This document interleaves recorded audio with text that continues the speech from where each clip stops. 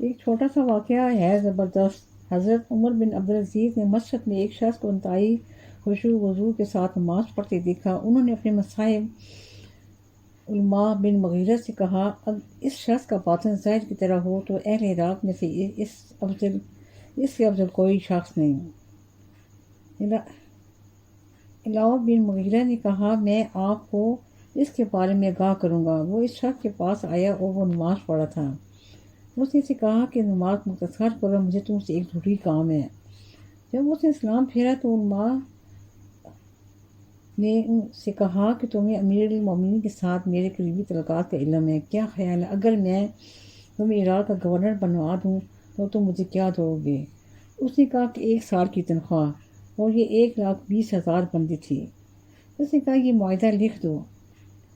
اس عابد نے فوراً معاہدہ لکھ دیا۔ وہ یہی خط لے کر حضرت عمر بن عبدالعزیز کے پاس آیا اور اس طرح اس کی پارسائی کا بانڈا پھوڑ دیا۔ اس میں کہتے ہیں جو لوگ 5 وقت نمازیں پڑھتے ہیں، کچھ لوگوں نے نا نماز کو بس ایک میں یہ سمجھوں کہ عادت پڑی ہے پڑھ لیتے ہیں، لیکن ساتھ میں چکر بےایمانیاں بھی چاڑ رہے ہیں، تو پھر میں بڑی حیران ہوتی ہوں، کیونکہ ہم تو یہ سمجھتے ہیں کہ جو 5 وقت نمازیں پڑھتے ہیں انتہائی نیک عورت ہے، نیک مرد ہے۔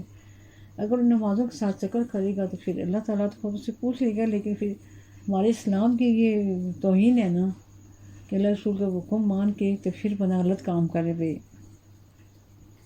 پھر میں سمجھ شاید یہ ان کو گھٹی پڑی ہوتی ہے، نماز پڑھنی اور بےایمانی کرنی اپنی جگہ ان کا کام، جیسے شیطان کا کام ہے شرارتیں کرنا، بےایمانیاں کرنا۔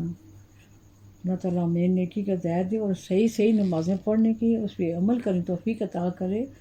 اللہ تعالیٰ ایسے شیطانیوں سے، بےایمانی سے اللہ تعالیٰ ہمیں بچائے۔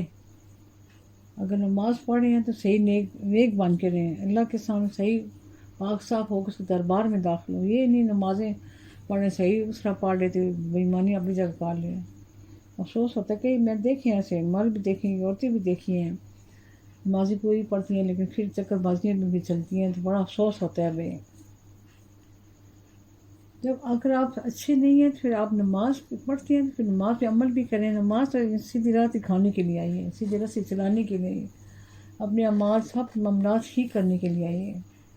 اللہ کے دربار میں حاضری ہوتی ہے انسان کی، تو انسان اس کے دربار میں حاضر ہو کے پھر اس کے بعد وہ بےایمانی شروع کر دیتے، کتنی دکھ کی بات ہے۔ اسلام کی توہین ہے۔ دن قیامت اللہ تعالیٰ کو اپنے رسول کیا منہ دکھائے گا کہ نماز میں نے اس طرح پڑھی کہ دیکھنے والے متاثر ہوتے ہیں، اور آگے سے ہم کام ایسے غلط کریں تو بات معافی دے اور سب کو سیدھی راہ چلائے۔ آج پھر اسے پتہ نہیں چلتا نا کون نیک ہے تو کون برا ہے۔ اب کسی کے ہم دیکھتے ہیں بہت نمازیں پڑھا تو ہم کہتے ہیں کہ بہت نیک ہے، حقیقت میں اس کے دل کا حال تو پھر اللہ ہی جانتا ہے کیا ہے۔ اللہ تعالیٰ میں سچی بات کریں توفیق عطا ہے، سچی جو اس کو حکم ہے، بےایمانی والے طریقوں سے اللہ تعالیٰ ہم سب کو بچائے، حفاظت کرے، ہم سب کی، ہمارے بال بچوں سب کی، گھر پار کی حفاظت کرے۔ آمین آمین یا رب العالمین۔ ہمیں شروع سے بتایا گیا کہ پانی آپ زیادہ پئیں بھائی۔ ہاں گرمی میں زہر بہت چیز، سردی میں بھی ہم پیتے ہیں، اور میں تو شہری میں بھی سردی ہے، دسمبر ہے، جنوری ہے، ایک جگ پاس بھر کے رکھ لیتی ہوں، تھوڑا ساتھ پیتی رہتی ہوں پانی، اس سے ذرا ایک دم بندہ فریش ہو جاتے ہیں۔ جب آپ وہ ذکر پڑھائی تسبیحاں پڑھ رہے ہوتے ہیں نا تو پھر دل خالی ہونے لگ جاتا ہے، تو اس کو تو آپ کو میٹھی چیزیں ہیں، کیونکہ جب ذہنی مشقت ہوتی ہے نا تو جسم میں مٹھاس کی کمی ہو جاتی ہے۔ آپ تھوڑی سی ریڑیاں رکھ لیں، تھوڑے سے وہ مٹاتے جائیں، یا پھر کشمش رکھ لیں، اس سے بڑی دل کو طاقت ملتی ہے۔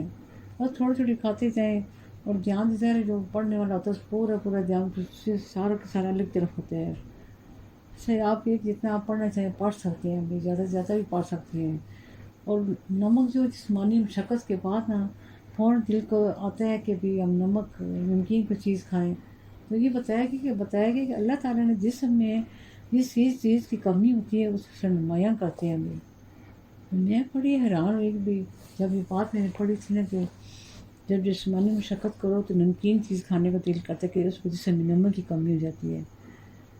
میں پھر بڑی اللہ کی شان پہ حیران کہ اللہ تعالیٰ خود ہمیں بتا رہے کہ اب ہمیں کس چیز کی ضرورت ہے، کس چیز کی ہمیں کمی ہوگی ہے، اور ہم لوگ اس قدر ناشکر ہیں کہ قدم پہ لمحہ اللہ کی رحمتیں برتے ہم سب پہ نازل ہو رہی ہیں، قدم پہ ہماری رہنمائی ہو رہی ہے۔ اگر آپ پورے دھیان سے دل دماغ سے اللہ تعالیٰ کے اشارے ان کی باتیں سمجھیں تو ہماری بھی تو آسانی ہی آسانی ہے. یہ پھر ایک بار پھر آپ کو بتاتے ہیں، جب آپ جسمانی کام کرتے ہیں، فرش ہوتے ہیں یا بہت مشقت کا کام کرتے ہیں تو ایک دم آپ کے دل میں آتا ہے کہ میں کوئی نمکین چیز کھاؤں. تو اسی طرح پھر یہ میں نے پڑھا تھا کہ جس چیز کی کمی ہو جاتی ہے اس سے ہم انسان کو اس چیز کی طلب ہوتی ہے. تو یہ سارا سلسلہ سارا نظام اللہ تعالیٰ کا بنایا ہوا ہے، اور ہم لوگ جو ہے بس اللہ کی یہ لگے رہتے ہیں، گلے شکوے کہا دیتے ہیں ابھی ہمارے یہ کام نہیں، وہ کام ان شاء اللہ تعالیٰ ہوتے رہتے ہیں، چلتے جائیں گے، وہ بھی ہوتے جائیں گے. لیکن اللہ کی بے انتہا کرم نوازیاں لمحہ لمحہ ہمارے ساتھ ہو رہی ہیں. ہمیں اللہ کی ان مہربانیوں پہ بھی غور کرنا چاہیے. یہ بھی پہلے بتایا تھا کہ انسان پہ ارد گرد آس پاس ہر طرف سے اللہ کی مہربانیاں ہو رہی ہوتی ہیں، تو اسے بھی ادھر ادھر سب طرف نگاہ رکھنی چاہیے. ہمیں اللہ کا شکر گزار ہونا چاہیے. اصل بات یہ ہے کہ جب انسان اللہ کے ذکر میں اس کی عبادت میں لگ جاتا ہے نا، تو پھر اسے لمحہ لمحہ دل میں آتا ہے کہ اللہ تعالیٰ ہر طرف ہمارے لیے آسانیاں، مہربانیاں، رحمت برکتیں نازل کر رہے ہیں. اب ہماری اپنی مرضی کا دونوں ہاتھوں سے، کھلے ہاتھوں سے جوڑیاں بھر بھر اللہ کی مہربانیاں سمیٹیں. اور بچوں کو بھی احتیاط ہے، بچے بھی ساری باتیں غور سے سنیں اور عمل بھی کریں. صرف وقت گزاری کے لیے کوئی بھی یہ باتیں نہ سنیں.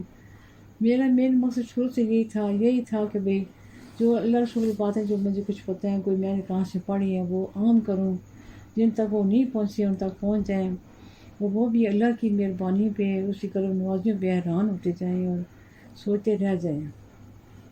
یہ بھی ایک تبلیغ ہے جس کی میں شروع سے کر بھی رہی ہوں. راستے جاتے جاتے بھی اچھی اچھی باتیں بتا دیتی ہوں، جہاں 2 منٹ کی صرف ملاقات اسی بتا دیتی ہوں.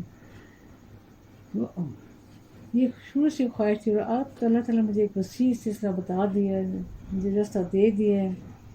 اور اللہ تعالیٰ سے یہی دعا ہے کہ اللہ کرے جب تک میں زندہ رہوں یہ سلسلہ میرا چلتا رہے. اللہ رسول کی، اس کی پیارے بزرگوں کی، پیارے نبی کی باتیں آپ سب تک پہنچاتی رہوں، اور روزمرہ زندگی کے بھی جو معاملات ہیں ان کے بارے میں آپ سے باتیں کرتی رہوں.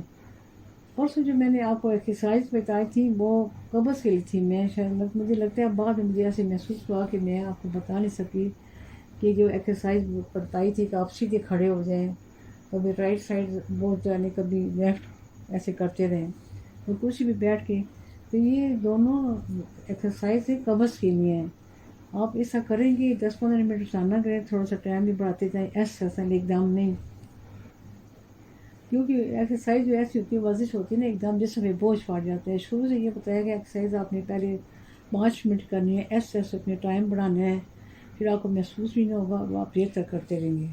اور یہ جو ٹانگوں والی بات ہے کسی خاص بندے نے مجھے بتائی ہے، بیٹھنے والی، اور جو لیٹ کے آپ کینچی کی شکل میں آپ لیٹ جائیں، جب آپ اٹھیں گے بلکہ لیٹے لیٹے آپ کو ٹانگوں میں سکون آپ کو محسوس ہوگا. دن میں آپ کئی بار بھی جب بھی آپ تھک ہار کے لیٹ جائیں تو آپ، میری بھی عادت تھی، میری جب ٹانگیں تھک جاتی تھی کہ میں پھر تو کسی بچوں کو پکڑ دیا، مجھے ایسے کاٹ دو ذرا، پنجابی میں ہم کہتے ہیں لتاڑ دو، یا میری ٹانگوں پر ذرا چلو تھوڑے. تو جب تک کوئی نہ چلے مجھے ٹانگوں کو آرام نہیں آتا تھا. پھر ایسی ایک دفعہ بہت ہی بس اللہ کی کرم نوازی سے یہ سلسلہ مجھے پتہ چل گیا کہ آپ ایسے کریں گے. اور اتنی مہربانی ہے، آپ کو منتیں بھی کریں نا آپ کی ٹانگیں دباؤں تو میرا دل ہی نہیں مانتا، اس لیے کہ مجھے اب ضرورت ہی نہیں ہے. کس کی شان ہے؟ اللہ کی شان ہے. بے شک اللہ نے انسان کا محتاج بنایا ہے، لیکن جب اللہ یہ بھی دیکھتے ہیں کہ انسان اکیلا ہے، اس کا کوئی ہیلپر نہیں ہے، تو اس کی مدد بھی کرنے والا ہے، غفور رحیم ہے، رحم کرنے والا ہے. اچھا جی، اب اجازت چاہوں گی، دل تو بہت کرتا ہے لگی رہوں، پر آپ بھی تھک جائیں گے. اچھا جی، اللہ حافظ. یا حافظ یا سلام، یا حافظ یا سلام، یا حافظ یا سلام. اللہ حافظ. اللہ نے کی بان، اللہ نے کی بان.